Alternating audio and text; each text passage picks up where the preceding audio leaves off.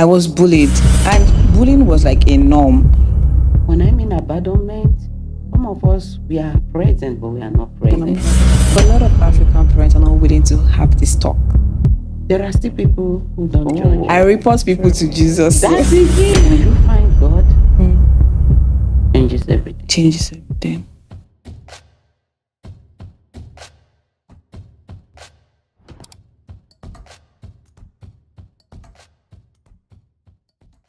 Hello world, welcome to the hill.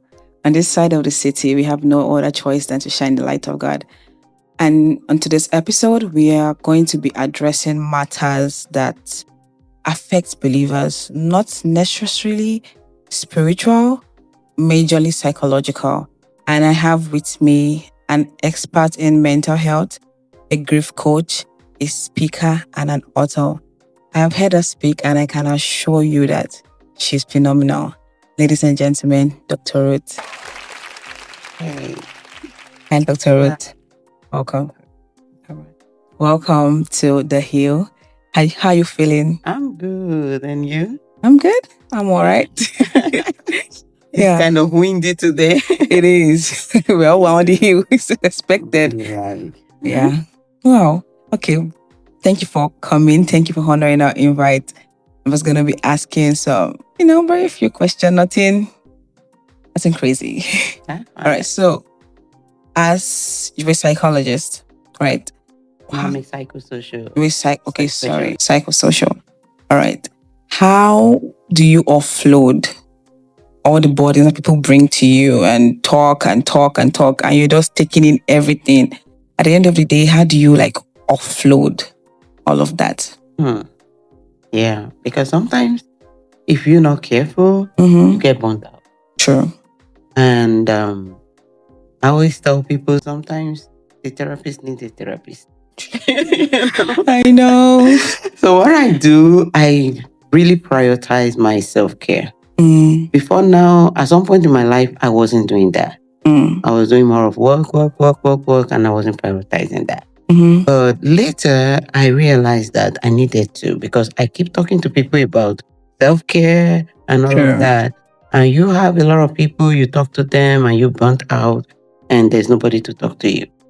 So I had to use the same tools that I use for other people. Yourself. I use them on myself. So I have my routines. I follow my routines now. Follow my self-care routines. In fact, I have my spa in my house. I have my massage table in my house. I go to my spa room and I stay there for 20 minutes at least before bed. Then I do a lot of meditations. So I try my best to meditate the word of God, and also generally everything, set my time, set my life, really check back and have a reset in my life. I do that all the time. That's so important. So it keeps me easy. So basically, those are the things I do. Because if you don't do that and I rest, now I rest. Rest is so important. Rest is so important. Now I don't sleep. I used to have very scattered sleep routines. But now I have on my phone, I have it set up since the beginning of this year. Once it's 11 p.m., I'm already in bed. In fact, 10:30, I'm already straight to bed.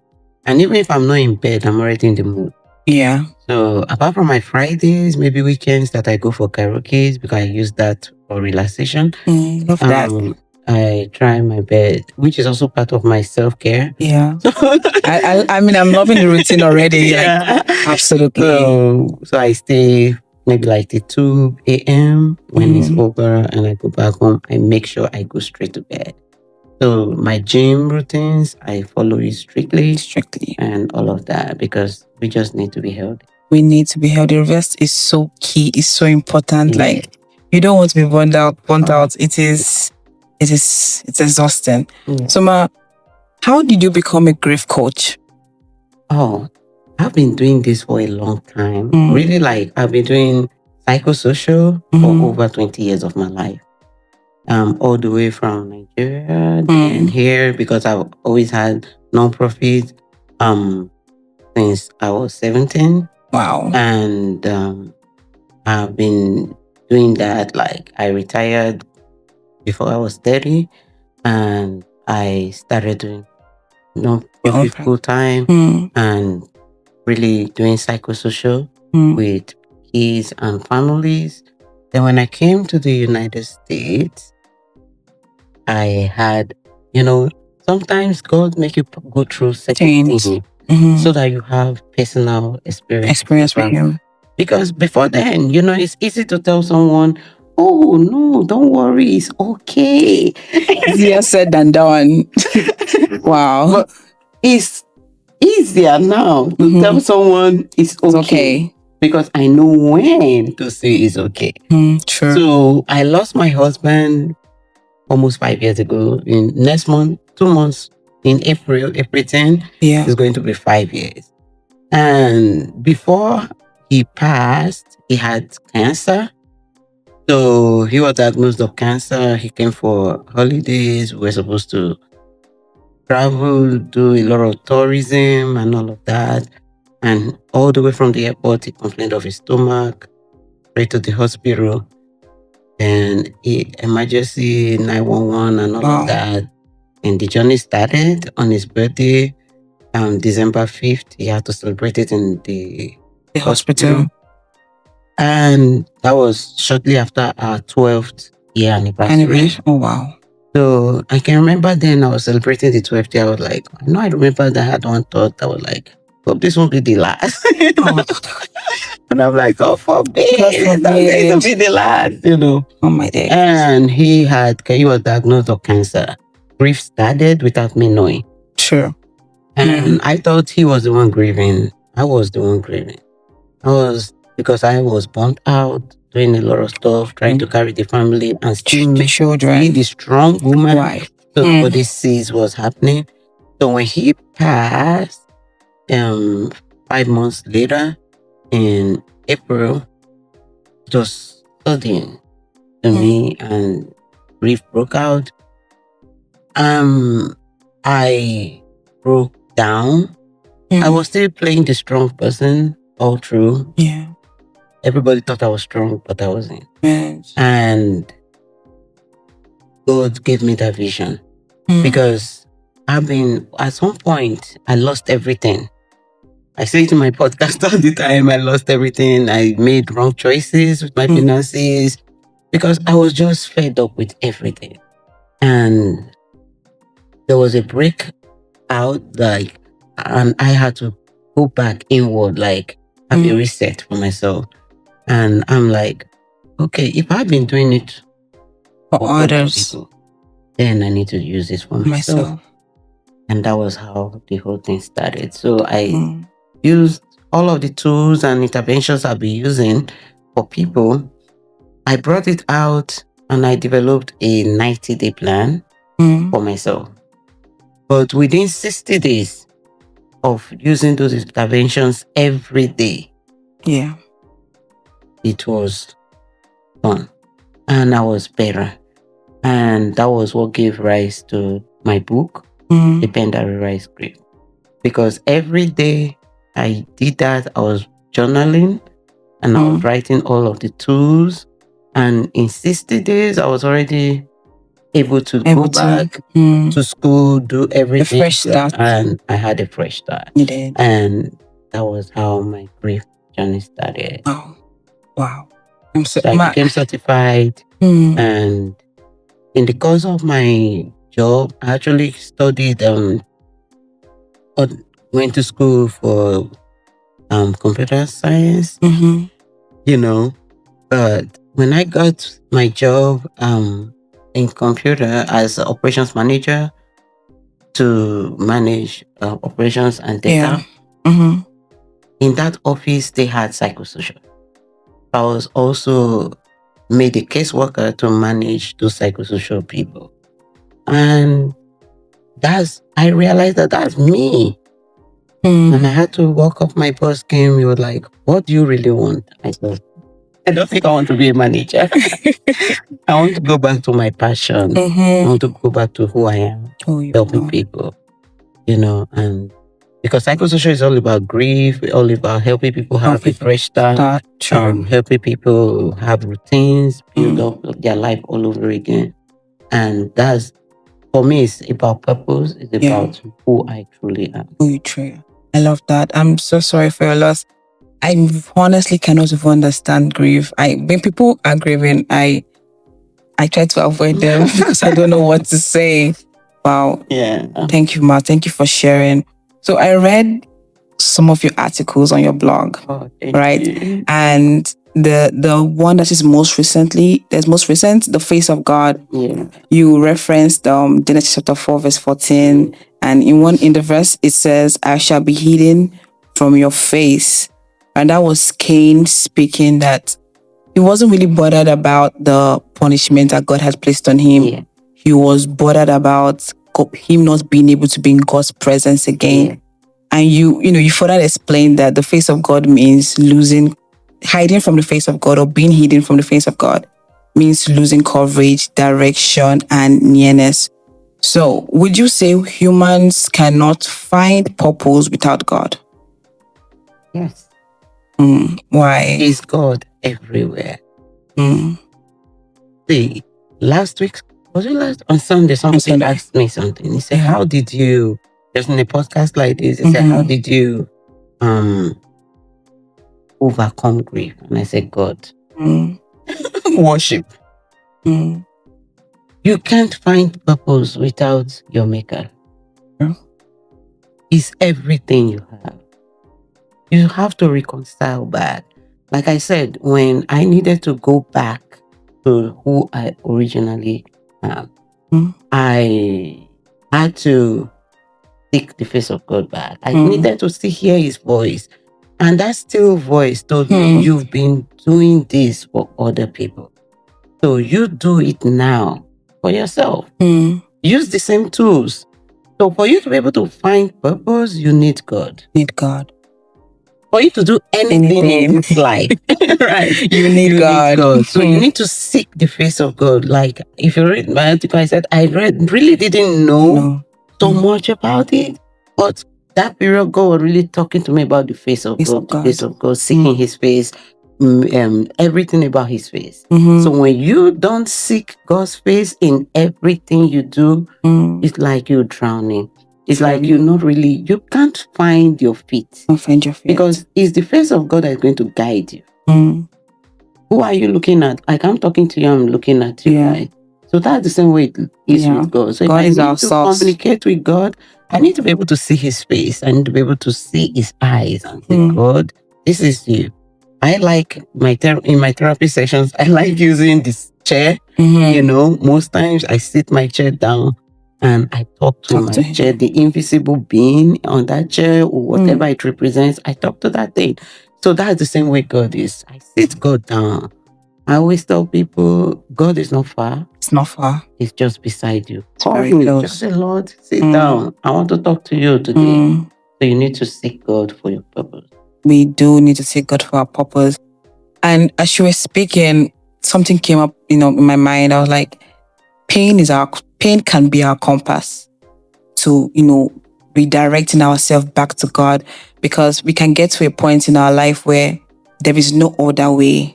We just have to go back to God, right? Because he's our creator. We didn't make ourselves. He knows where to touch. Like if I make a car now, for instance, I know when the car is sounding off, I know where to touch, what to fix to make that car better again. So we can't even do life without God. That's amazing. You can. That's just amazing. He's the one that has the compass. He has the manual. So it's like you living life without the manual.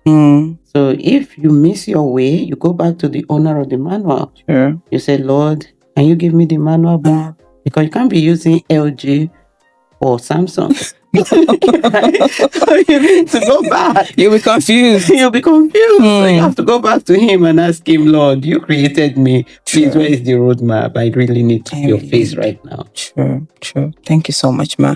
So, majority of the times when we have like young people gathered, maybe for a seminar or a conference, there's always this question of, how do we find our purpose? How do we find our purpose?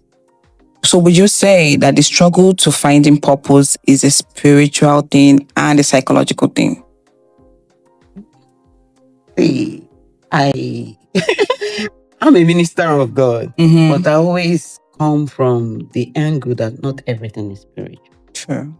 You know, as Africans, we were meant to believe that everything is spiritual. Everything, you just have to go and do deliverance. You have to pray. They have to lay hands on you. Sometimes it's about you. Finding purpose. Have you really sat down to define it? Fine. What is purpose? What it is, what your purpose is. Have you even tried? Because sometimes we tend to leave other people's dreams. I'll use myself as an example. You know, when I came in to the US, I wanted to study because in Nigeria I had my non-profit and I had I still have it, a big culinary school. That's good. I wanted to come and study culinary arts for now because I had a big platform. I was on YouTube. I had a blog that was really very popular, and I had my Facebook page then was really so big with a lot of people all over the world. And I wanted to come study that now as a celebrity chef. Love that. And when I came in, we met other people who said, "Oh, nursing. I'm not a nurse. I can't be a nurse. I can never be a nurse. I don't even have passion for it. You know, God, everybody would say, no, that's what you need to study. Blah, blah. Okay, that's fine.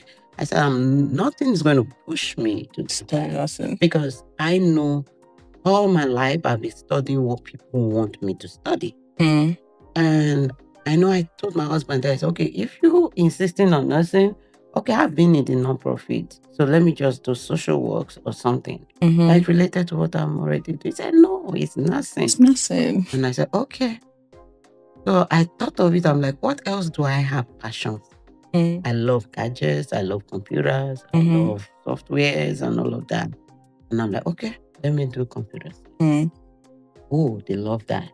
But it's IT. It's IT. Okay, I did that, right? But was that really what I wanted? Did purpose find me? After studying computer science, became AWS certified, did all of it all. Did I use it? No. Where did I go back to? Sure. My purpose. You know, yeah. So you need to know what your purpose is. Don't let people push you.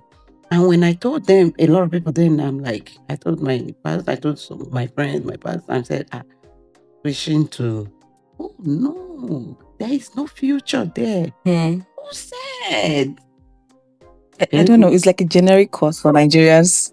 Is that nursing or IT? You have to pick one. It pays my bills. And you know what? Now everybody is coming to me. How do I become a psychosocial specialist?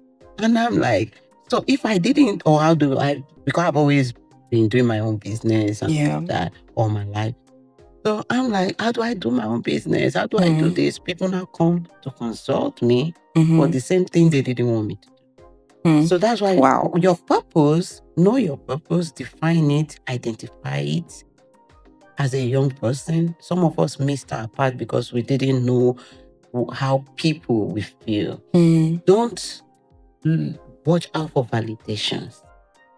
The first thing that can help you in life is not seeking validations. Oh, how will they see it? How would they say? What would they say?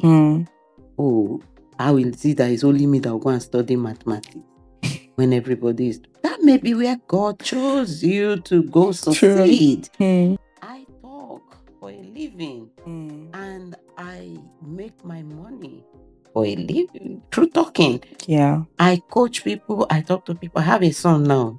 He's almost going. I said, see, you are not supposed to be there. You see the way you are? You are like me. This is your purpose. Don't follow your friends. Go back and pray. True. And know where God is sending you. And I had to talk him into. I said, if it's not this, Not sure you've found your purpose yet. Mm. And now he's beginning to see what Wow. I'm saying. Don't follow your brother. Don't follow your friends. Follow your purpose. Wow.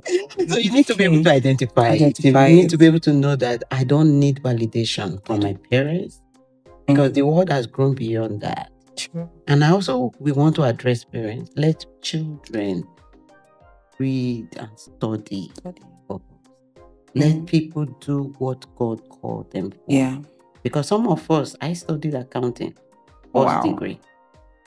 Not because I love accounting, because I just know my dad.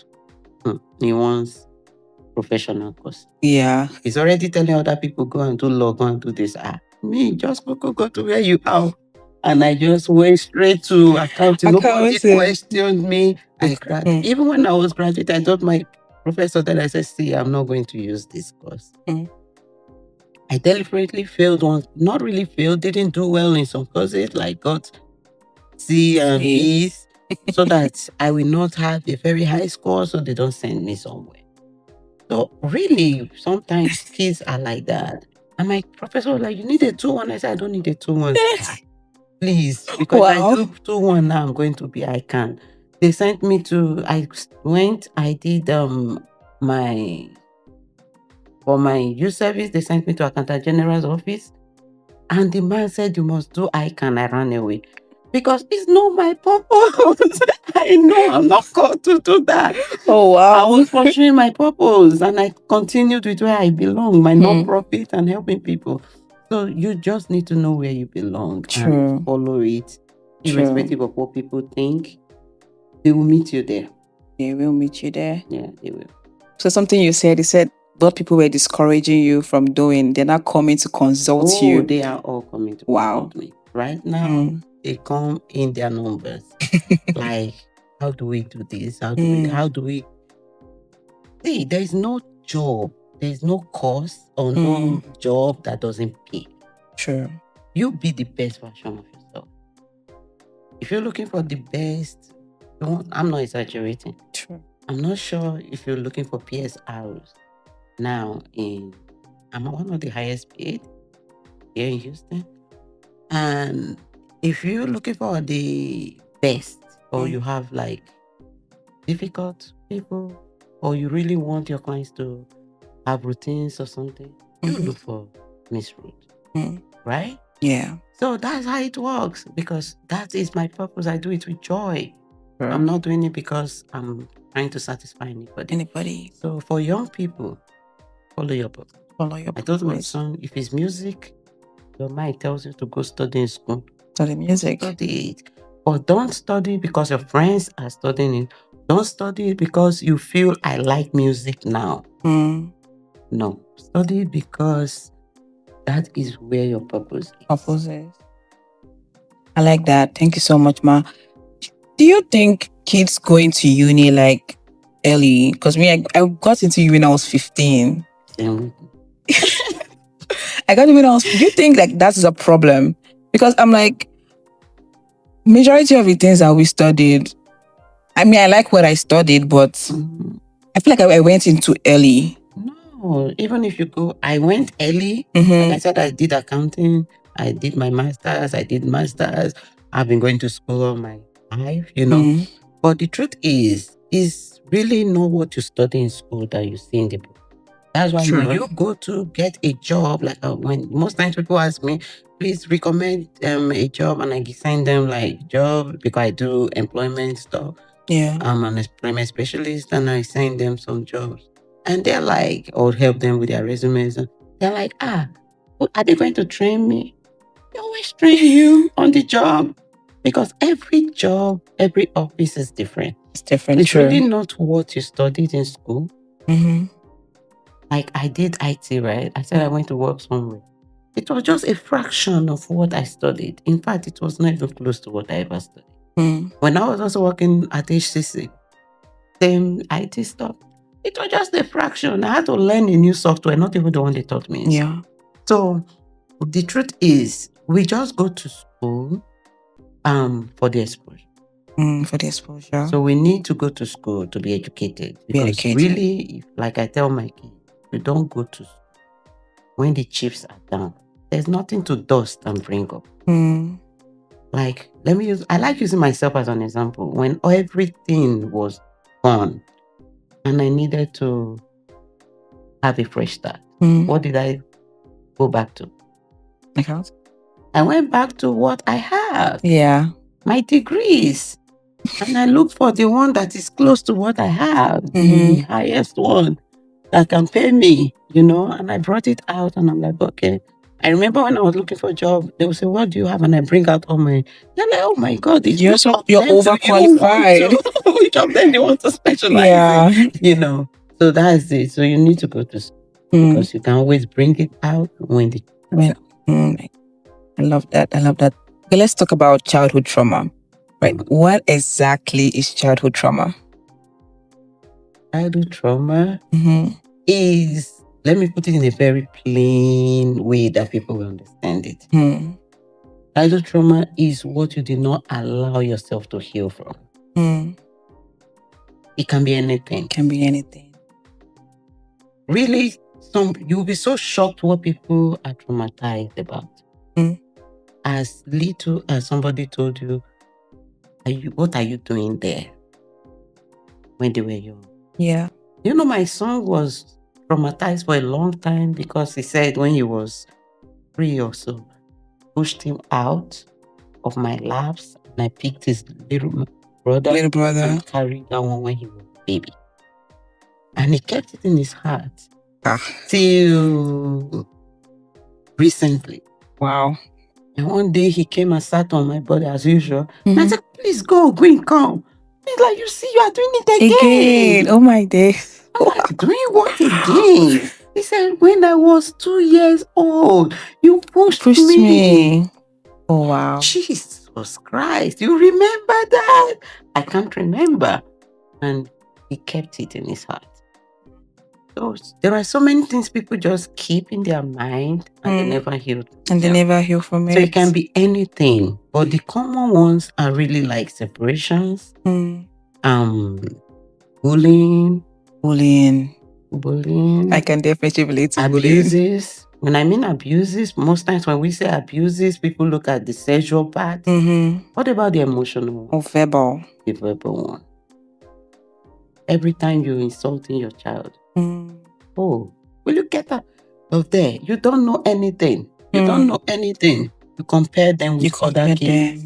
Bad. And you don't know how much it hurts them. Maybe 2 people are siblings and you feel one is better than the other one. And do you know the one that is going to succeed? Do you know how much grief you put in the heart of the other person? So basically, like I said, it's just that thing. How it affects you. What happened to you. How it affects you. And you didn't heal from it. That's the easiest layman way I can explain it. When you said bullying, I can absolutely relate. Like, I went to boarding school in Nigeria and let's just say that's a different world. It's a different world entirely. Like, I don't even think if I have kids in the nearest future, I'm going to let my kids go to boarding school in Nigeria. Never. Anywhere, sir. Never. Because I was bullied. And bullying was like a norm. It's something that we look up to. Like, when I get to SS3, I want to do the same thing. Like, I want to be called senior. I'll be a big girl. Things like that. But it's very unhealthy. It's very, very unhealthy. And I thought that I had healed because time had passed, distance. I don't see these people anymore. I don't even think about them. But I could not pray because when I tried to pray, the Holy Spirit would bring back like an image or like a flash memory. And I'm like, I don't know these people like that again. No, like it's been, I think 2014 or so. It's been a long time. I can't even remember. But I didn't realize that I was beating myself up for not fighting back. So I did not heal. And the Holy Spirit asked me to pray for them. I was like, what? Pray for them.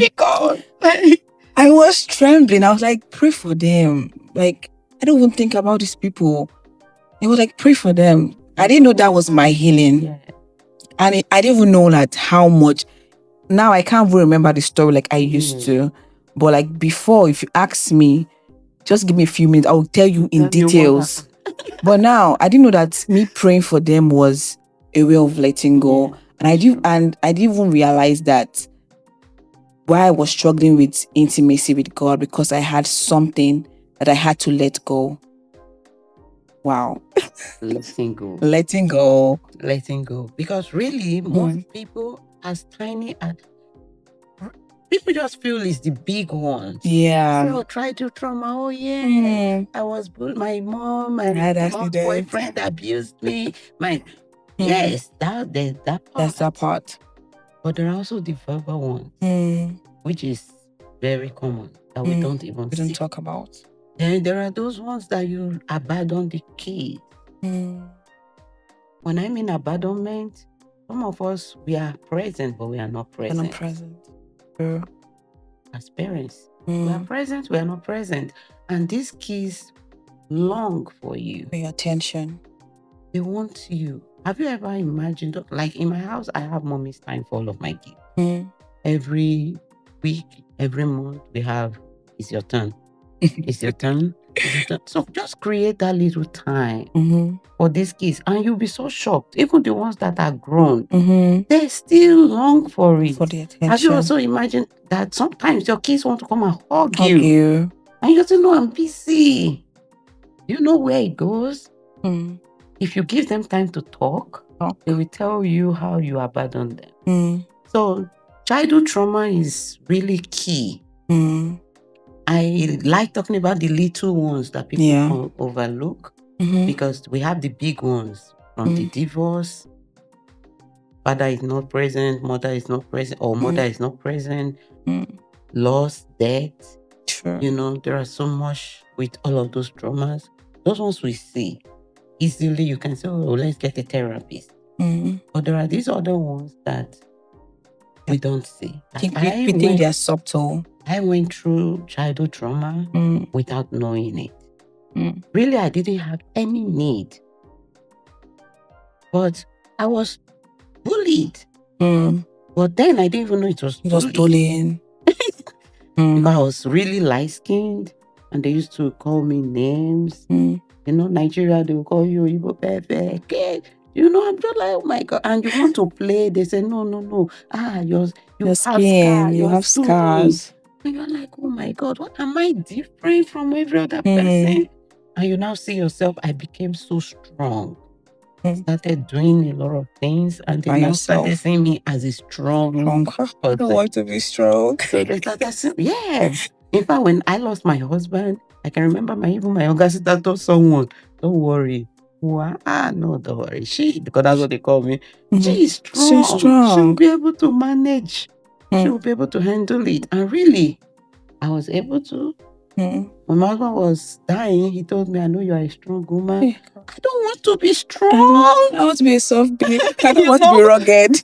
And at some point, you realize that you are truly not strong. Yes. So you don't want to bring up children who are in quote strong, who have ended up becoming independent, who are now parent children, and they are taking care of themselves emotionally and otherwise without you even understanding. You say, oh, my child is a strong child. No, he's not. Just try and hear him. Somebody called me rugged last week. I said I'm not rugged. I want to be a soft babe. I don't want to be rugged. I don't want to be rugged. Inside, there is a soft person that nobody is seeing. Nobody sees. There's that person that cries. Because I come out strong and I do everything that I go back when everybody is out there sleeping and you are thinking and you are crying and nobody sees that. Nobody sees that part. Until the day you break out, you now realize you have anger issues, you have anxiety, you have stress, and everybody's like, oh, why is she always angry? Because nobody saw it coming. Used to be that person that always laugh it out. Oh, she laughed, don't worry, she will just she laughs. Laughs can be very deceiving. You're hiding a lot. Because it hides a lot inside. These days, if you offend me, I tell you immediately. Before I used to Hold not it. do that because I don't want to offend anybody. I don't want people to feel like I don't like them. No. Let people know who you truly are. True. That way, your childhood traumas will be reduced. If you have issues with your parents or kids, for instance, or young adults, and you've not addressed it, because really the one that is common now is divorce and separation. So if you have issues with your dad not being there, don't pretend about it. Call him. Let him know how you feel. Tell your mom how you feel. But a lot of African parents are not willing to have this talk. Just say it anyhow. Because the validation, that's why I talk about validation. I don't know if you've read that long. Like last year, I did a lot about validation. And identity. And I did it for months. Like rolling, I even had to do videos of it. Really, like, validation is something that everybody need to know how not to. Don't seek validation for no reason. True. From anybody. If you have any reason not to like what anybody is doing to you, let them know instantly. I don't like this. Don't keep it in your heart because you're killing yourself. Make them realize what they've done is wrong. My kids, I give them room to tell me what they've done is wrong. What I've done is wrong. Oh, mom, what you did is not right. Sometimes as an African mom, you're angry. How can you tell me it's not right? Then you go back again, you're like, oh, it's true. What these kids are saying is true. It's true. Then you go back and you're like, oh, I'm sorry. It melts their heart. That's it. Thank you so much, Ma. Okay. In some cases, right, how do you navigate healing, from wounds that you might never get closure from? The person that hurt you might never apologize. There may never be any conversation to get closure. Or perhaps the person might no longer be alive. So how do you heal from that kind of situation? I do interventions a lot. Get a chair. Sit the chair down. Let's assume the person's name is Henry. Put Henry there. And tell Henry everything Henry did to you. Say, Henry, sit down. I want to talk to you. And say it like Henry is sitting down. Or write it. I like writing. But most people don't like writing. I write a lot. People like talking. I write a lot. Instead of me to talk, I just write. So write. Put it down in writing. Write it.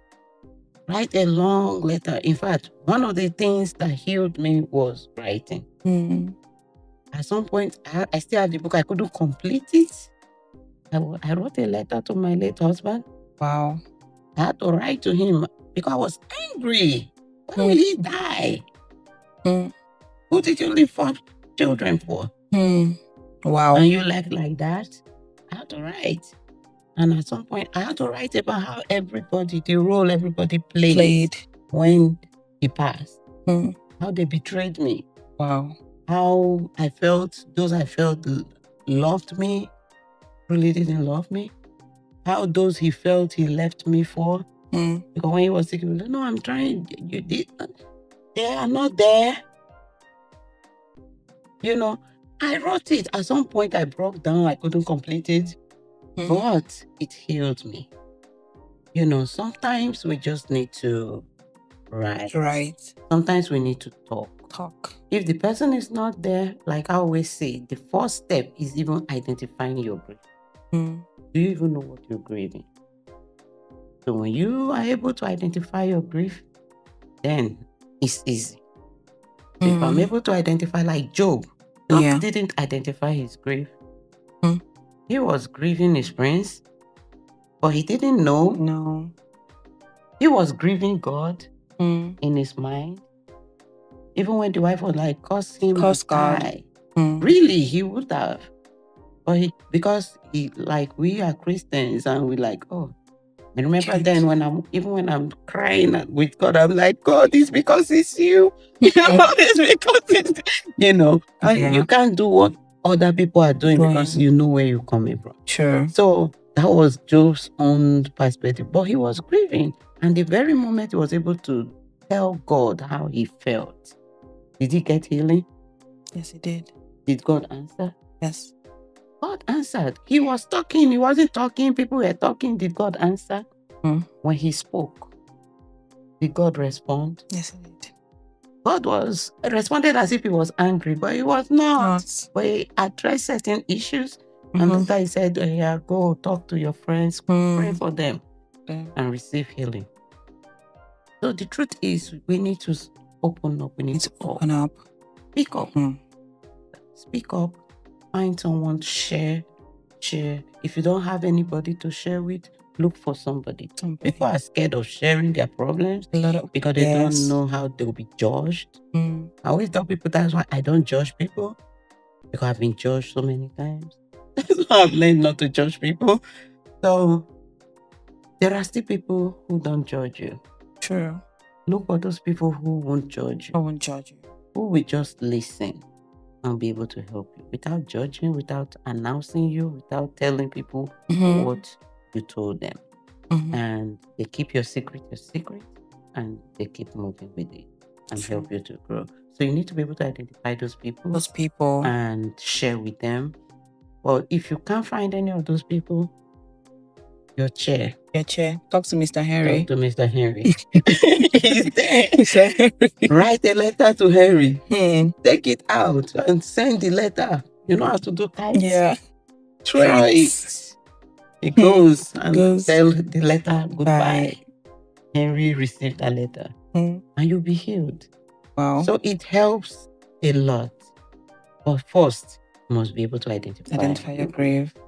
One thing I do is, I write a letter to Jesus. I have like a journal where I say, I report people to Jesus. That is it. Maybe not like David did, because when David was coming to God and reporting his enemies, he was like, he has this detailed plan of how he wants God to deal with them. The Bible says we should pray for our enemies. So I report them to. I don't think I have any enemy per se. I sit Jesus down all the time. Holy Spirit, as I'm coming, I say, sit down. This is how my day went. This is how this person did. And he fights for you. Yeah, he does. So you just sit. So if you don't have anybody, like she said, just call Jesus. Right to Jesus. Call Holy Spirit. Just say, sit down. I want to talk to you. Please. And one thing we have to realize is God wants us to talk to him. Matthew 11 verse 28 say, come unto me, all ye that labor and heavy laden, and I will give you rest.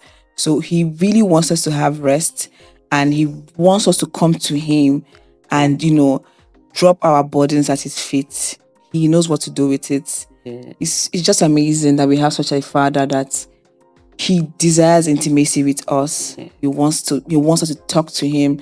And one thing that we need to realize is, just like in the days of Adam and Eve, when God came down to fellowship, when we are already clothed, there is nothing to say or do.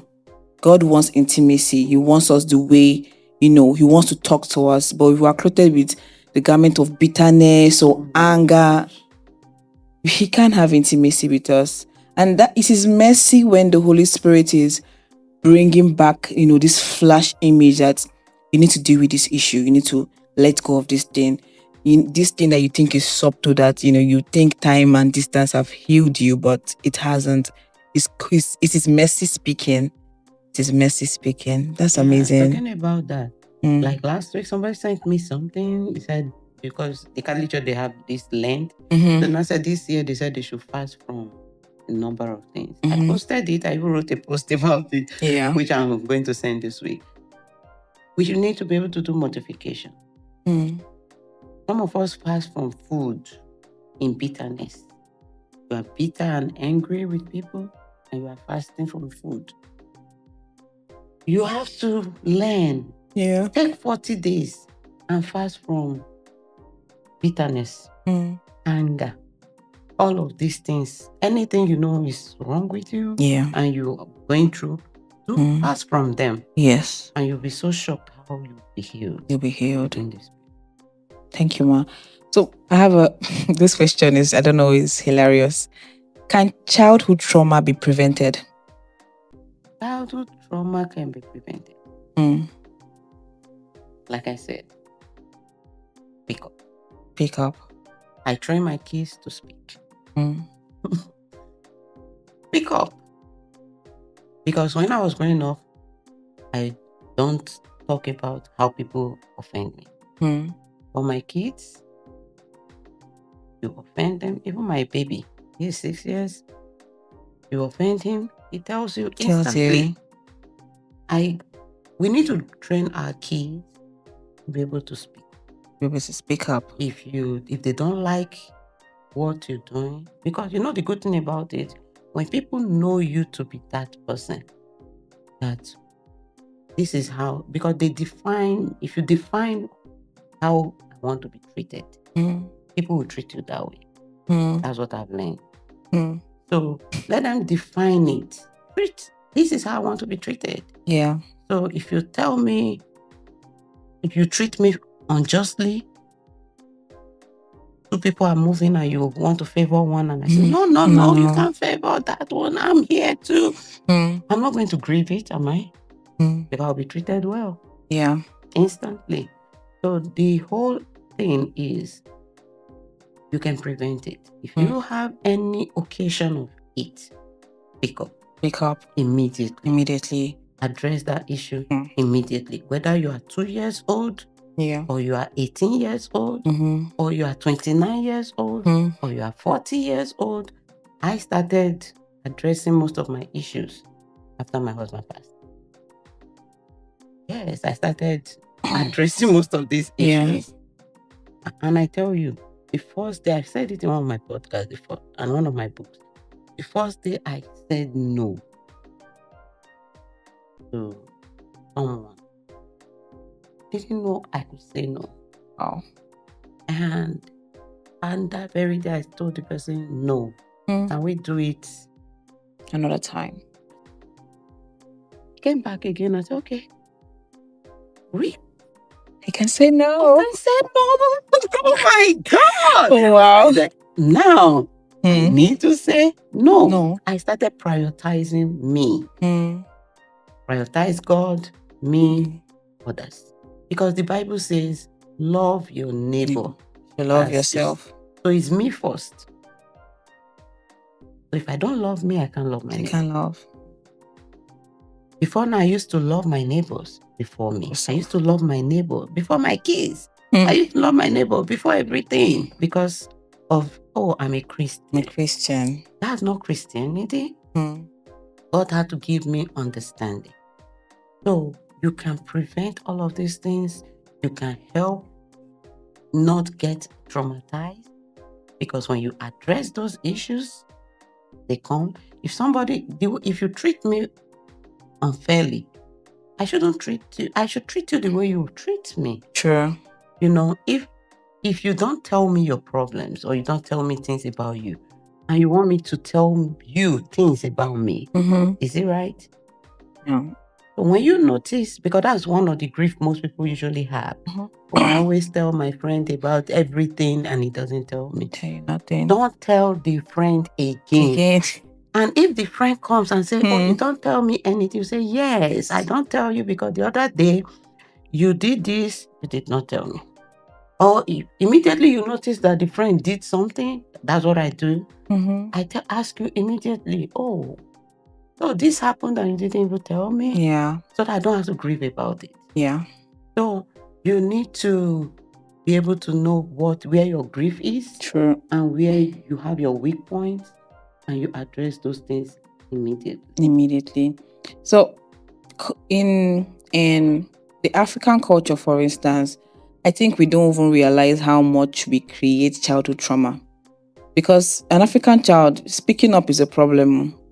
Because you want to speak up, so you're speaking when I'm speaking. Who asked you to speak? Like we have a lot of problem with children speaking, right? And when I was growing up, my parents thought I was going to be a lawyer because I like to talk a lot. But when you go to school, they don't want you to speak. They want you to say what they want you to say, not how you feel. A lot of keep quiet, empty speaking, and it kills your inner child. The personality you are building, the whole shouting and be quiet, don't speak when I speak. Why are you speaking? It kills that inner child. It kills that personality that you might be building. It's just like we are creating problem and we don't even have solution for it, or we don't even realize that what we are creating is a problem. Yeah, there are solutions. Like what I tell kids most times when I mentor them, because sometimes when it goes out of hand, parents bring them, want you to talk to them and all of that. So what I tell kids is, yes, in Africa we believe in respect, and we say respect is reciprocal. Yes, you need to understand what your parents want and how they want it. But there should be room. When they say don't talk, talk. When they are calm, You can't go back. The more what you do. Explain yourself. Explain whether they want to hear it. The truth is, that mom you think doesn't want to hear is actually listening. Yeah. She may frown, she may say, get out of my room, but you've made your point. Yeah. And it lifts your heart because you've made your point. You've made your point. So that's the only way you can address it. So if I always encourage people, and for parents, don't see it as if the child is talking back or being too forward.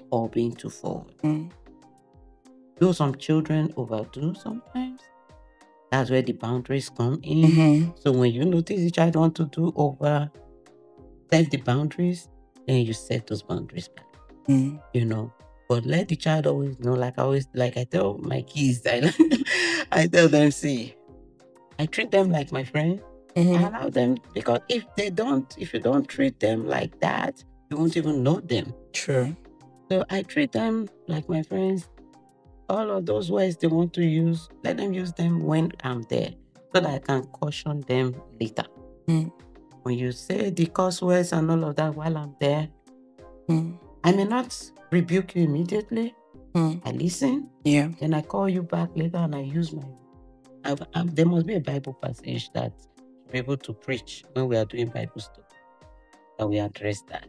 So most times, parents should be able to address those issues like that, so that, because we need to know our kids.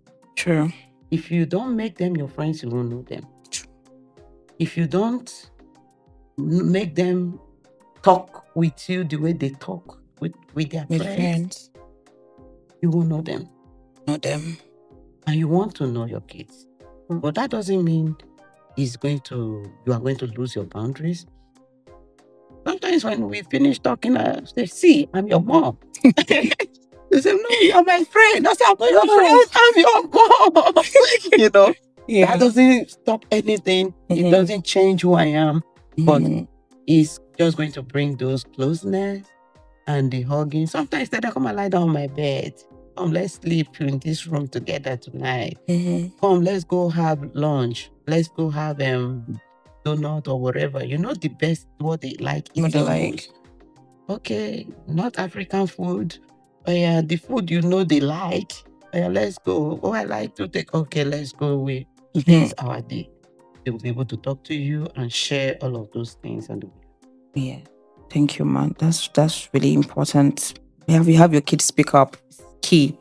And you should speak up too, even as adults. You should speak up. Let your kids speak up. There's no build up in you. If your kids don't speak up, people will use them. So let them speak up, because if they see, when we were growing up, we were used unnecessarily.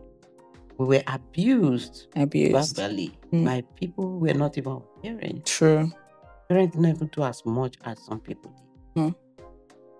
And there were instances that those other people even want their kids, like in my case, they wanted their kids to be like me. But they didn't know how to push their kids. They go back to their houses because I started doing all of these things very early.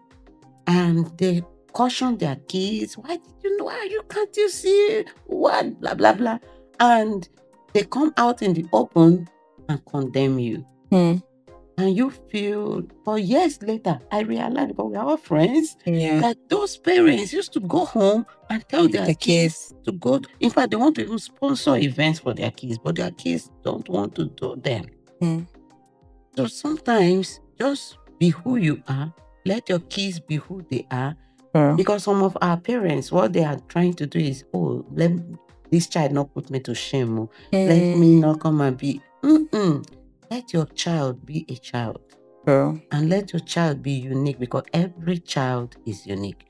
A is different from B. B is different from C. What works for A may not work for child B. What works for child B might not work for child C. So you need to know what works for everybody, and you treat them like that. Thank you, Ma. Thank you, Ma. Let's move on to the next question. I was having a conversation with a lady a long time ago. She's not very educated, right? And we were talking. I think I think she had a proposal. Somebody proposed to her, but she was very nonchalant about it. And, hearing her speak, I could see that this person is a bit broken, right? And she spoke to an extent when she said something that when she was in her village a few years back, that she had a crush on this guy, and she, was trying to get his attention. She went to his place, and the guy took advantage of her, and he raped her. But she did not realize that was rape, because after the event, he said to her, "Now you're my girlfriend." And she just, said, "Okay." But she didn't realize that was rape. And when she went back and she told her mom victimized her and said, "You have found what you're looking for now." Instead of her mom to even go and fight for her. So like 3 years down the line, she's talking about it and she's saying, "Oh, I can't be with any man. No, I can't let any man do this. I can't do this. I can't do that." I'm like, this girl is broken. She's broken. This girl, but I didn't just know how to help her, and I cannot say, "Babe, you were raped though." So I just, said, "Oh, sorry," and I just avoided. Like she was used, and she was victimized. But it's very common. You see that scenario? It's a very common scenario. Wow. It's the common thing, especially with young ladies and even men. True. Some of them, they are faithful. Some young boys in high school, you are faithful to a girl, and the girl is taking advantage of you. It goes the other way too. You're a girl, you are faithful to this guy, you like him. Because you like him, you want to do everything. And when it doesn't work out, now you want to pick it on every man. True. Then you need healing. And what I usually say, freebies, it heals everything. Yeah. Number one, be you. No, be better. So be a better version of you. Be you. Then be a change agent. So when for you to be able to be better, you need to identify the grief. You need to be, because we can't talk about all of these things. My kids will say, "Oh, everything is grief." Yes, everything, because I didn't know. Yeah. That, like I said, I've been doing this job for a long time, since I was so little. And I've been helping people, protection of children, trafficking and all of those stuff. I've been doing all of that all my life, and empowerment of families, trying to make sure, doing psychosocial with people, talking to them, helping families to heal. But I really didn't know the extent of grief until I experienced grief. So grief can kill. Grief is the cause of almost all the diseases we have. Wow. Because grief can cause stress. When your cortisol level is high, what's going to happen? You're going to have high stress level. And you're going to have anxiety. You're going to have neural problems. True. You're going to have a lot of issues, cancer. When I'm talking about grief, I'm not talking theory, I'm talking about personal experiences. When I was grieving and I got to the height of grief, I've never been allergic to anything. Now I'm not allergic to anything. At the height of it, guess how many things I was allergic to? Almost 500 things I couldn't eat. Wow. The first time they said 200 and something. I went again, more. I was allergic to everything. Tomatoes, rice. How do you eat jollof rice? I couldn't eat jollof rice. Wow. I couldn't eat stew and rice. Wow. Just so much. And I had borderline diabetes. This just so much. Acute stress, PTSD, a lot. Wow. And if I had continued, I was having they would say your breast is dense, your this is that. All those are gone. When I took charge of my life, I realized that everything, trauma and grief, you can't talk about trauma without talking about the grief assigned to it.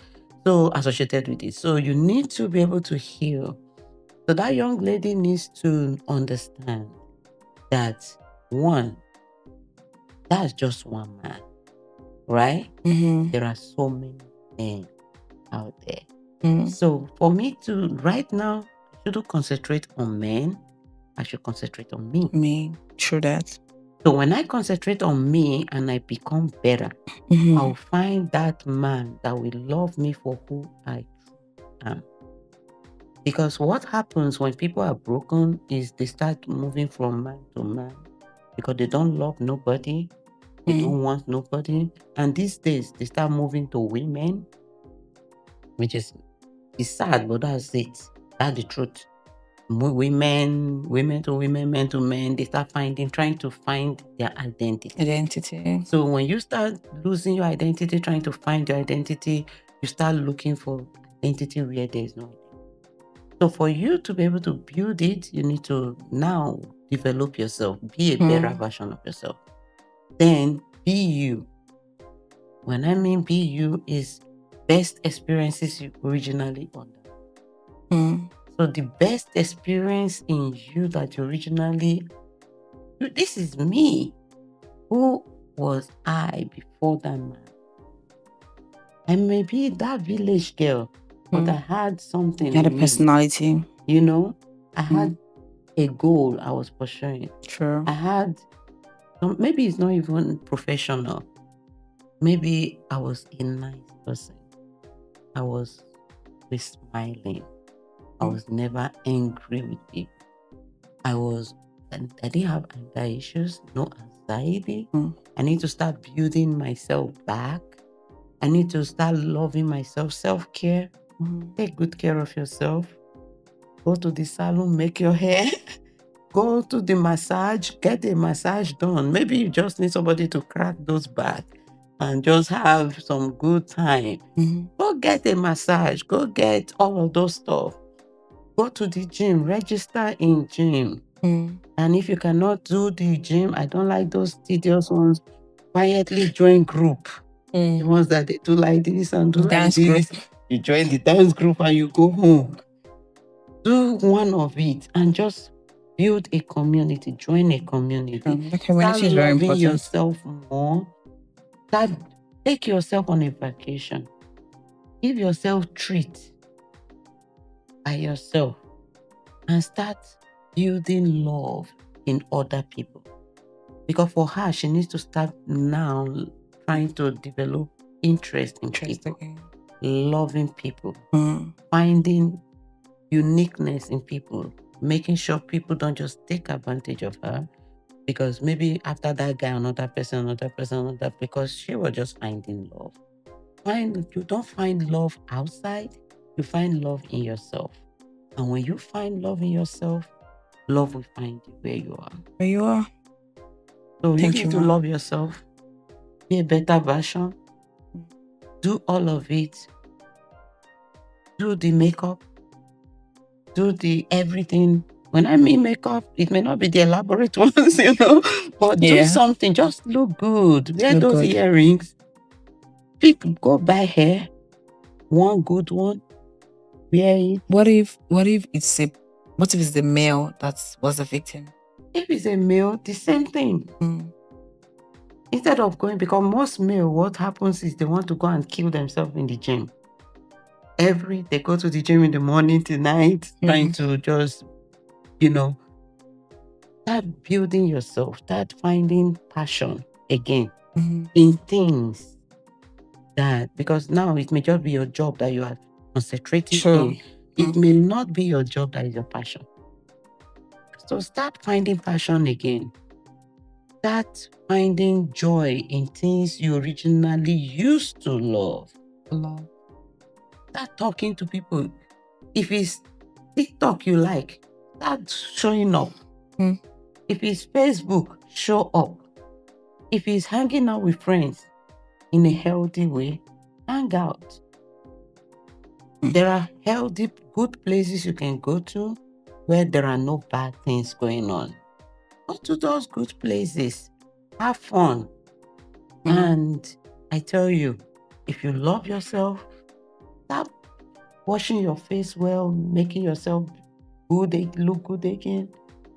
Take good care of you. We can't underestimate how much Self-love and care. love and care can heal anybody. Then do a lot of journaling, taking stock of your progress. Your progress is very important. True. So take stock. You say, okay, I'm giving myself 90 days to be better. I have an accountability group I did for my birthday. I set up for people who need accountability. I do a lot of accountability classes for people, coaching. So you find a group where you can just, or a program where you can join, where they can help you again find fresh start. I'm a fresh start coach, so I talk more about fresh start. starting all over again it's very possible, because if I could do it, everybody can. Everybody can. I was here, I came down, and I grew again. Started those baby steps. Do them again. Taking one day at a time, you'll get there. Thank you so much, Ma. So this question is, let's see. Okay. So do you believe predators or abusers, especially those involved in like sexual abuse, like pedophiles, do you think they can be redeemed? I know like pedophilia is like a psychiatric issue. Do you think such a person can be redeemed and released back into the society? Or should be released back into the society? Yeah, they can. Because it's more about identity, I said. You see, identity and validation is what kills a lot of people. Seeking validation. Oh, I want to what people will see what I'm a big boy. But in this case, like you're defiling a child. Yeah. Identity, that's where they find love. That's where, because they feel that those are the ones they can talk to. They can't talk to the other ones. And maybe, or some people, maybe they've asked 10 girls out, none of them answer. But it's easy to just lure a child. But they still have baby brains, even though they look big. Yeah. They may be 16, 17, but they still don't know life. So it's easy to just lure them. And that's where the protection of parents comes in. Because if you don't, I have a case now, the lady is like, my mom didn't protect me.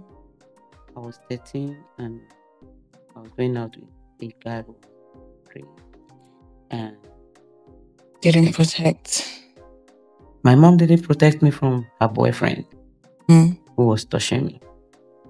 My mom didn't protect, there are so many things that children go through and they try to talk to the parent, but the parents are blind. So everyone can be redeemed. Even the people doing them, the person that has been abused, the abuser, everyone, they need Jesus. Like the God factor, we can take it out. We can take it out. When you find God, changes everything. Changes everything. I tell people, God did not come for those who are healed. Perfect. My ministry is not for those who are already Christians. Oh no, God didn't call me for those people. Call me for those people who are broken, who have lost their way, who think they can never find it. And I tell you, they can always find their way. If they keep seeing a better version of people, like they see you live godly, not God, they don't even want to hear the word godly most time. They just want to see you living well, living good life, God fearing and all of that. And they follow your steps. It's easy to talk to them. So the God factor can take it away. So we need to lure them, find a way. Find a way. It's difficult to tell them come to church, but it's easy to get them to start finding their path. Then you now bring them back. Yeah. Because all of them want to go to church.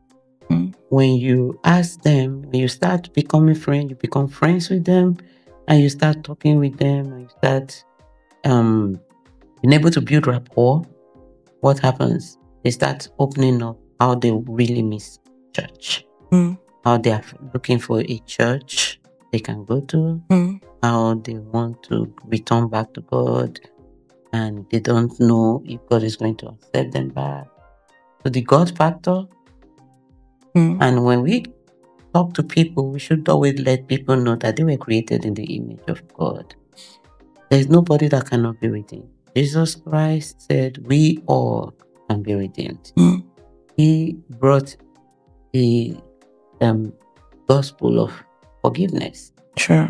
So everyone can be forgiven. Everyone can be saved. Once they acknowledge Christ, when they begin to see you, because they can't love Christ who is far away. I am Christ. The Bible says ye are gods. So I should be that little God that they see. I should be able to live the life that God really wants men to see. So when people see you, you're not doing bad things, and you're not doing church things, and you are good, they want to follow you to your church. True. You are not coming to them because all their life, all they hear is God don't like you because of what you are doing. No, God loves everybody. So when you start preaching to them that God loves you, irrespective of what you do, but God wants you to change. So if you can just stop doing it, it's not going to stop today. It's a you can gradual start process. taking baby steps to change, and they start stopping whatever they're doing little by little. I tell you, forget the psych thing. Everything is going to work out. Thank you so much, Ma.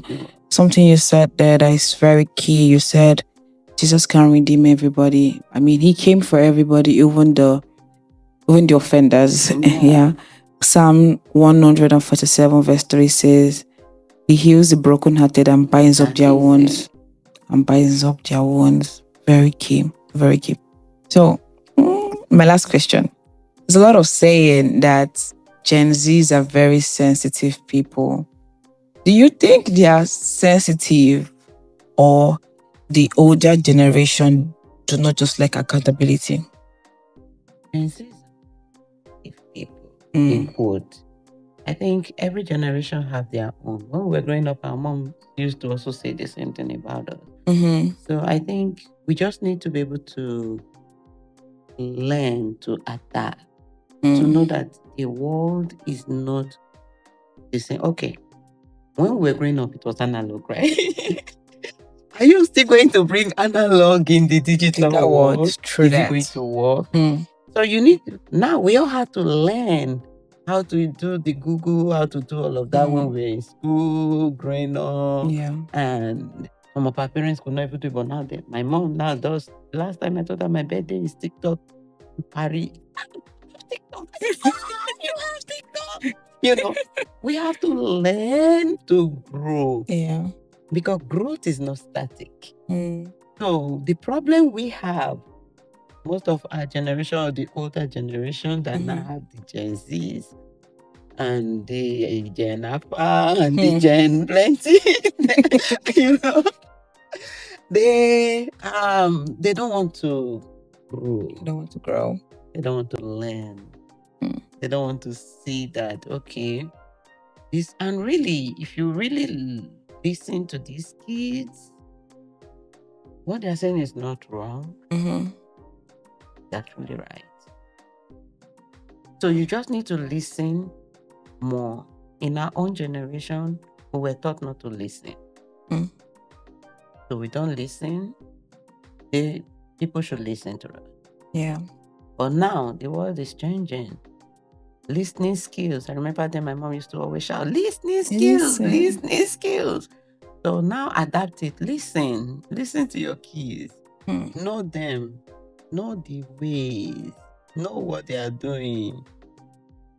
Follow the trend. If you can follow trend of learning how to use iPhone, follow the trend of how to train them. Because if you don't follow that trend, if you want to train them up the way you were trained, you will lose them. You will lose them. Because they will come home and pretend. Key. When they come home, they will be good kids. But outside. A true Have you ever sat down to even listen to what the group chat your kids belong to? What they say? Chats. Yes. I sit down, listen. I don't judge, like I say. If I judge, I lose them. Yes, I listen. I don't judge. Put it, I'm here. Don't say my mom is here, so let's talk. Your mom is here. Your mom wants to be part of this discussion. Don't worry. Don't worry. Just continue with your discussion. That way you'll be able to understand them. Yeah. Because if you want to always call them, no, don't do that. You see, in this home, this is how, these are the rules. Okay, when they come home, be good kids. Follow the rules. But when they leave your house at 18, experiments. You don't want to have kids who want to run away from your house. No. We're already thinking of, when I'm all the things. And immediately they leave, they go make the mistake outside. Let them make those mistakes while you are here. So you can train them. So when they are 18, they've made most of the mistakes already. They've tried out all the things they want to try out. And you're able to guide them in a godly way. And you're able to tell them, okay, now you have made the mistake. Oh yeah, go now. They'll say, no, I'm not going, because they've made the mistakes. But that's where we come in as parents. We're able to guide them so they don't make costly mistakes. So when you see them moving too fast, you'll be able to guide them and push them. But if you don't even know what they are doing, like I said, analog, in a digital world, are you going to start pressing those stuff when we're all going smart? And we've even moved further than smart now. We are now wearing it in our eyes, so we don't even have to use the TV. So you just wear your metal glasses and you keep going. And you are still in black and 1995. You know what I mean? You are still doing those analog. Come, let me push it. See how it, how do we put Roku TV and go and buy those? You don't want to be left behind. So if you are upgrading your gadgets, upgrading your life, upgrading your school, going to school, doing all of those stuff, you also have to upgrade your parenting skills. So the modern parenting skills, so you won't lose them. You won't lose them. That's so important. And a lot of times, when this topic of, Gen Zs are sensitive, I'm like, it's because you, like what we said before, many parents or many older people do not want to listen. They just want you to do whatever they say. And when you try to speak out, they wonder why you're speaking. And I feel like many, know how we said childhood trauma. A lot of people are hurting, right? And they do not even realize that they are hurting. So they expect you to act in a certain way because that is how it has been done.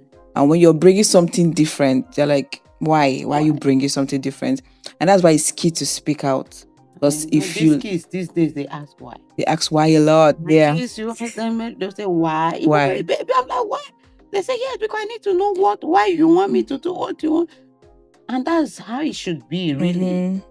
Before you push them to do anything, explain. So they know exactly. Because sometimes what you want them to do may not be what they want to do. What they want. But if you make them understand. Both of us come and you explain, do you know the good thing about it? They will always listen to you. Will listen. When you now say, okay, why? And you say, okay, why? You want to know why? Okay, it's because of this. So, I didn't see it that way. Then they follow you. But when you say, no, you must listen like this, then they are rebellious. Then you now say, oh, they don't want to listen. They don't want to listen. These kids don't want to listen. These Gen Z children don't want to listen. It's because you don't want to answer their whys. Answer those whys. Always explain, because that's the world they are in. The world of the why. The world of the why. Why they must do anything. True. Let me give you an example. My son, he does business and he got a check. I told him, don't pay in that money into that check into one of his accounts, personal account. I said, don't pay it in because you're not going to. He said, why? I said, don't pay it in. He said, why? I said, because you won't get the money. He said, no, I'll be getting the money before. I will. They went and browsed it. I know the bank will say you get it in 3 days, instantly. I said, it doesn't work like that. He said, why? I said, okay, I told you. And he said, oh, but it works like that because I want it in my personal account. I said, okay, that's fine. And he tried it. They told him, no, it's not possible, blah, blah, blah. He sent me a message. I was so busy, I didn't even see it. Yeah. He sent another message. I responded to the other one. I didn't see the previous one. He wanted us to do it the way I said we should do it. He didn't now come back to me to say, Mom, let's do it this way. He went ahead and paid our check into a different account. And that money was stuck for almost 21 months. Wow. Did he learn his lesson? Yeah. Yes. One day he came back after, he said, Mom, I've learned to always listen to you. I said, because I noticed that everything you say happens. So I said, no, it doesn't happen. It's just that experience has taught me so many lessons. I don't want you to make the same mistakes. True. And if I tell you certain things, don't ask me why. And if I explain why, just follow. He said, now I've learned to follow. So what I'm saying this is sometimes just follow them the way they want to. When they make those mistakes, when it's not costly mistakes, sometimes it's good they make some mistakes so that they'll be able to learn and you'll be able to do proper parenting. End of it. All right. Thank you so much, Ma. I believe we have come to the end of today's episode. Dr. Ruth, is there anything that you would like to say to the audience before we round up? Yes, I would just want to say there is nothing that is static. Traumas are not meant to define you. Sure. You can define and detect how the end will be. A fresh start is always possible. So irrespective of what you're going through or what you've been through, because traumas are responses to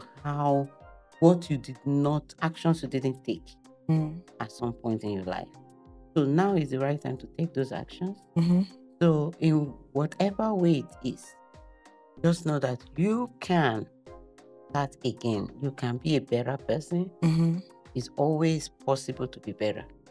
Because when you don't treat some of these issues, you see yourself just moving up and down in a roller coaster and you're asking God, why am I doing this? But you may not know that it is some of these underlying issues we've just discussed. So seek help as much as you can. Find purpose as much as you can. And like I said, above all, find God. Find God. Find God. If there's anything you're going to take out of today's episode is Jesus can heal our wounds. He can. And one thing we have to know is that He is willing to heal all wounds. All wounds. Thank you so much, Dr. Ruth. I know you have a couple of books out there. You want to tell us how we can, get these books and how we can actually reach out to you to, your social media handle. Okay. My social media handle, Ruth Hephzibah. So if you go to Ruth Hephzibah on social media, you'll find me there. Instagram, Facebook. You could Google her also. So if you Google me, you will find me. Then my bestseller book, The A Pen That Rewrites Grief, is bestselling. And you can get it on my website, ruthhephzibah.com. You can find my books there. Your books, yeah. Yeah. Right. All right. Thank you so much, Mal. We have fun. I didn't want this episode to end, but I mean, tiny was essence. Thank you so much, Ma, for coming. I'm really, really grateful that you honored my invitation. All right, guys. You know how we do it on the Hill. We always bring you the best information, the healing beyond just spiritual. It's God's will, like we said before, that everybody is made whole. And we can't be whole, say we are whole financially, but psychologically we are lacking behind. So that's why this matters, it's necessary that we discuss them. So please feel free to like, subscribe to the Hills YouTube channel. Please subscribe so that we can bring in more guests and have this kind of conversation. Until we meet next time. Bye for now. Bye.